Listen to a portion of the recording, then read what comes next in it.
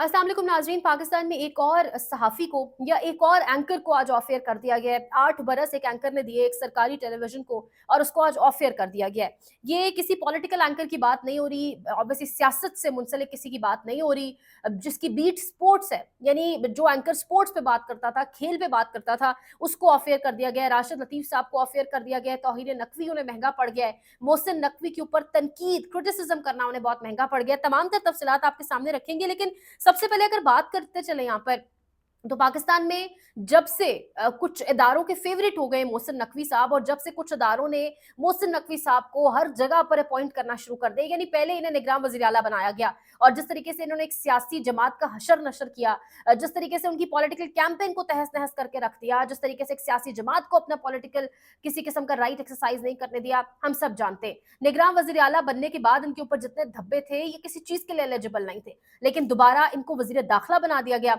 वज़ीर दाखिला एक ऐसा वज़ीर दाखिला जो जिसकी मिनिस्ट्री के अंदर, जिसकी दौरे हुकूमत के अंदर आपका एक सहाफ़ी, मुल्क का सबसे बड़ा सहाफ़ी हज करना नहीं जा सकता।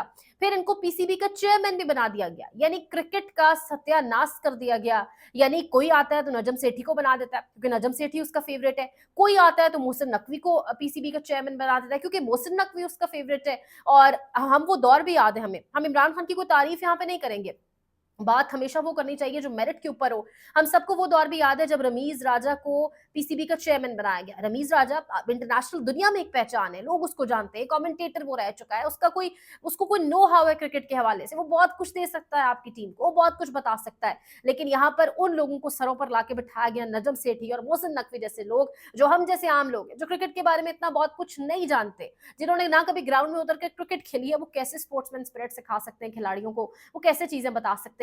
लेकिन जब सिर्फ अपनी सियासत के लिए महज लोगों को आपने प्रिविलेजेस देने हो, लोगों को नवाजना हो, ताकि कल को वो लोग आपके काम आ सके निगरान सेटअप्स में, जैसे नजम सेठी ने बहुत सारे लोगों के फिर बाद में काम आए, जैसे मोहसिन नकवी बहुत सारे लोगों के काम कर रहे हैं, तो फिर इसी तरीके से इन लोगों को नवाजा जाता है। मोहसिन नकवी के हवाले से पहले तनकीद जब जब टेलीविजन स्क्रीन पर होती रही, तो बाकायदा तौर पर सहाफियों को कहा गया कि इनके ऊपर क्रिटिसिज्म ना किया जाए, रोका गया।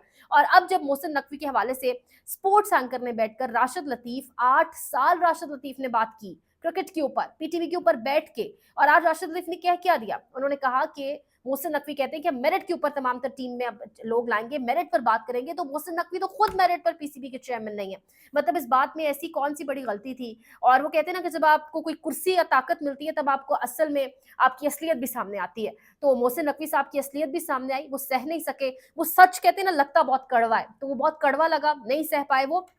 लेकिन पाकिस्तान में हर वो उमर दराज गोदल साहब भी अक्सर और बड़े सहाफ़ी इस चीज़ को कोट करते हैं कि अगर मोहसिन नकवी किसी के इतने फेवरेट हैं और अगर किसी को इतने पसंद है, तो क्यों कोई उनको अपने इदारे के किसी महकमे के अंदर नहीं अपॉइंट कर लेता, और क्यों उनको अपने पास नहीं बुला लिया जाता, बाकी मुल्क के इदारों को क्यों सफ़र करने पर मजबूर किया जा रहा है। पाकिस्तान में क्रिकेट एक वाहिद चीज़ है, लोग फ्रस्ट्रेटेड होते हैं, लोगों के जहनों में टेंशन होती हैं, लोग रोज़मर्रा की लाइफ से, ये जो महंगाई, माशी कत्ल, फंडामेंटल राइट्स तो खत्म हुए हुए हैं पाकिस्तान में कब से, जो माशी कत्ल हुआ है पाकिस्तानियों का, जिस तरीके से जो बजट अभी आया उसके बाद तो जो होगा, लेकिन लोग इस तमाम तर फ्रस्ट्रेशन के माहौल में अगर कहीं से रिलीफ मिलता था लोगों को, कहीं लोग रिफ्रेशिंग फील करते थे, तो वो क्रिकेट था। क्रिकेट एक ऐसी चीज थी जो लोगों को यूनाइट कर देती थी, जिसमें हमारे यहाँ जितने मसलक हैं वो एक जुड़ के बैठ जाते थे टीवी स्क्रीन के आगे, लोग इस पर जुड़ जाते थे।